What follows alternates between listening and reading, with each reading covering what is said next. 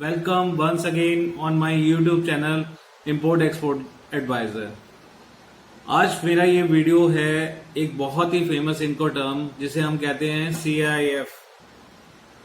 CIF के बारे में हम आज आपको एक्सप्लेन करेंगे कि CIF होता क्या है और ये कैसे डील होता है, इसमें आपकी रिस्पॉन्सिबिलिटी कहाँ तक की है और बायर की रिस्पॉन्सिबिलिटी कहाँ तक की है।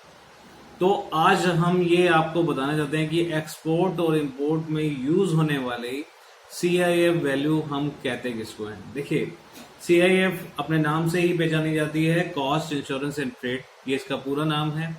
इसके अंदर आपके मटेरियल की कॉस्ट प्लस आपका मटेरियल का इंश्योरेंस प्लस आपके मटेरियल का फ्रेट इन्वॉल्व होता है। तो कोई भी डीलिंग होने से पहले आपको ये जानना बहुत जरूरी है। अगर आप इंटरनेशनल मार्केट में डील कर रहे हैं तो इनको टर्म्स में ये CIF के बारे में आपको जानना बहुत ज्यादा जरूरी है। इसके अंदर में क्या है कि आपको सपोज कीजिए आप एक्सपोर्ट कर रहे हैं और आपकी डीलिंग हो रही है CIF वैल्यू में, तो आपको ये जानना ही होगा कि इसमें कौन कौन सी वैल्यू ऐड होंगी। अगर आपके बायर कहते हैं कि आपने ये डील करनी है CIF में, तो आपको उनको जो कॉस्ट देना है उसमें आपने अपने मटेरियल का कॉस्ट, अपने इंश्योरेंस का कॉस्ट और अपने फ्रेट का कॉस्ट, अगर फ्रेट का कॉस्ट आपको नहीं पता तो ये आपको जानकारी आपके CHA से मिलेगी, आप उनसे ये जानकारी ले सकते हैं। तो ये कॉस्टिंग देने के लिए आपको एग्जैक्ट अमाउंट आपके CHA से ही लेना होगा, जो फ्रेट का अमाउंट है। अब मैं आपको बताता हूं कि ये डील वर्क कैसे करती है। इसके लिए आपका जितना भी मटेरियल का कॉस्ट है प्लस आपका इंश्योरेंस इसमें क्यों होता है, इंश्योरेंस इसमें इसलिए ऐड होता है क्योंकि रेस्पॉन्सिबिलिटी आपकी साइड है, क्योंकि फ्रेट की रेस्पॉन्सिबिलिटी आपकी है, कॉस्ट की आपकी है।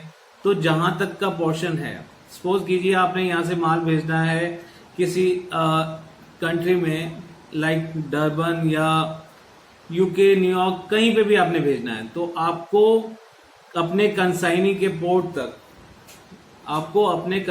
पोर्ट तक का सारा चार्ज आपको बियर करना होगा।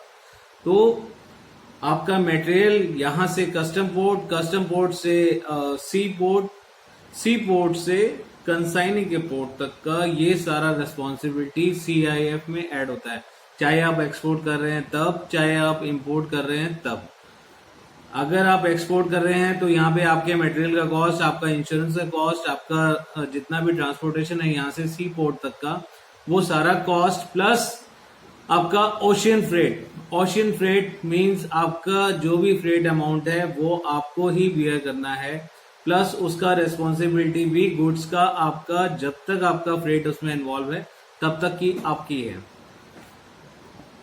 और ऐसे ही आप इंपोर्ट में कर सकते हैं। इंपोर्ट में भी जब तक आपके कस्टम पोर्ट तक आपका मटेरियल नहीं आ जाता तब तक रेस्पॉन्सिबिलिटी सारी की सारी डेस्टिनेशन के शिपर की है, उसमें आपका इसमें कोई रोल नहीं है। अगर माल को कुछ भी होता है तो वो सारा रेस्पॉन्सिबिलिटी आपके बायर पे जाएगा, अगर आप एक्सपोर्ट कर रहे हैं तो आप पे जाएगा। तो इसलिए ये चीजों का ध्यान रखना बहुत जरूरी है कि CIF कहते किसको हैं।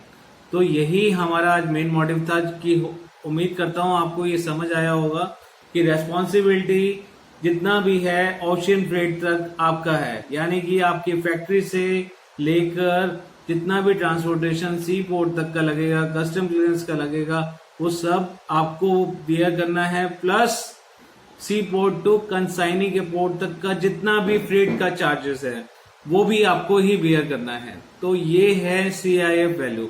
उसके बाद का रेस्पॉन्सिबिलिटी कुछ भी मटेरियल के साथ में है वो सब कंसाइनी के अकाउंट में है, उसमें आपका कोई कंडीशन नहीं है, कोई आपका रेस्पॉन्सिबिलिटी नहीं है।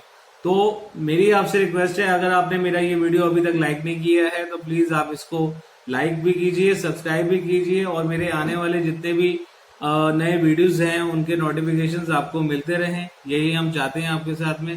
Thank you.